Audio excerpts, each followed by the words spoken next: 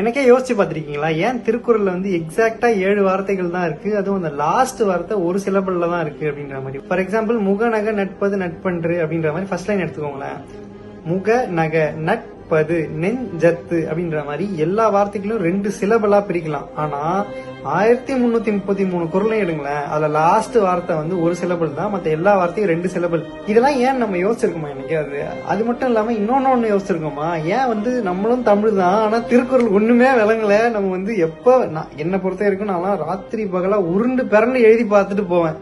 எக்ஸாம்ல போய் தப்பா ஸ்பெல்லிங் மிஸ்டேக் பண்ணுவோம், முட்டை வாங்கிட்டு வந்துடுவேன். இது வந்து படிக்கிறதுக்காக எழுதப்பட்ட விஷயமே கிடையாது, பாடுறதுக்காக எழுதப்பட்ட விஷயம். இது யாப்பு இலக்கணம்னு சொல்லிட்டு ஒரு ரிதமிக் கிராமரை ஃபாலோ பண்ணி எழுதப்பட்ட லிரிக்ஸ். அதனால தான் நமக்கு வேர்ட்ஸ் எல்லாம் புரியல. அது மட்டும் இல்லாம ஏன் 7 வார்த்தை இருக்குன்னு தெரியுமா? ஏன்னா இருக்கிறதுல பேசிக்கான தாளத்தை எடுத்துக்கோங்களேன், ஆதித்தாளம். அதாவது 1 2 3 4 5 6 7 8 1 2 3 4 5 6 7 8 8 பீட் இருக்குமா? இதுல 7 வார்த்தை வந்திருக்கா? அந்த 7 ஒரு பீட்டுக்கும் ஒரு வார்த்தையை போடுங்க. அந்த 8வதுல மூச்சை இழுங்க. சோ அடுத்த குறள் நீங்க ஆரம்பிக்கும் போது திருப்பி 1 2 3 4 5 6 7 8 8வது பிரீத்ல பிரீத் எழுங்க. சோ வந்து இப்ப நம்ம ஒரு அதிகாரத்தை எடுத்துக்கிட்டோம் அப்படின்னா 10 குறள் இருக்கா? ஸ்டார்டிங்ல ஆரம்பிச்சீங்க அப்படின்னா எண்ட்ல தான் வந்து முடிக்கணும், நடுவில் நிறுத்தவே கூடாது.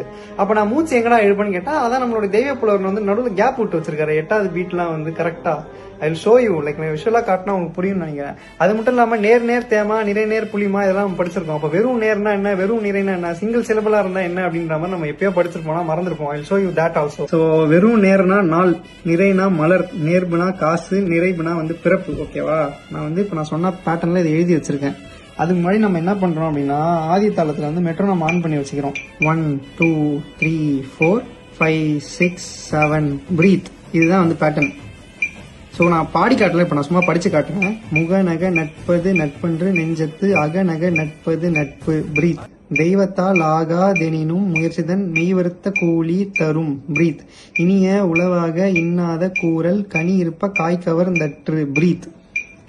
இப்ப உங்களுக்கு புரிஞ்சிருக்கும்னு நினைக்கிறேன் ஏன் 7 வார்த்தை தான் இருக்கு.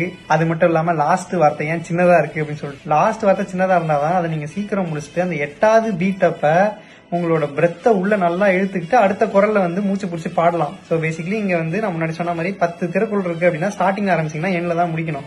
அது மட்டும் இல்லாம திருக்குறள் எல்லாமே வந்து பேசிக்கா ஒரு விஷயத்தை எடுத்துட்டு போய் மக்களுக்கு சொல்லணும் அப்படின்னு எழுதப்பட்டிருக்கும். இப்ப இந்த எக்ஸாம்பிள் எடுத்துக்கோங்களேன், கனி இருக்க காய் கவர்ந்தற்று அப்படின்னா பழம் இருக்கும் போதே காயை போய் தின்றதுக்கு சமம் அப்படின்ற மாதிரி. ஸோ இவ்வளவு பேசிக்கா எக்ஸ்பிளைன் பண்ண திருவள்ளுவர் நம்மளை வந்து இவ்வளவு கஷ்டப்பட்டு இந்த வார்த்தைக்கெல்லாம் மனப்பாடம் பண்ணி முட்டை மார்க் வாங்குறதுக்காக எழுதியிருப்பாரு. ஸோ பேசிக்கலி வந்து இது சொல்லி கொடுக்கும் போதே பாட்டா சொல்லி கொடுத்துருந்தாங்க அப்படின்னா நம்ம மண்டையில ஈஸியா நின்றுருக்கும். போக்கிரி பொங்கல் லிரிக்ஸ் நான் ஒரு நைட்ல மனப்பாடம் பண்ணேன்டா. ஆனா 2 வரி திருக்குறள்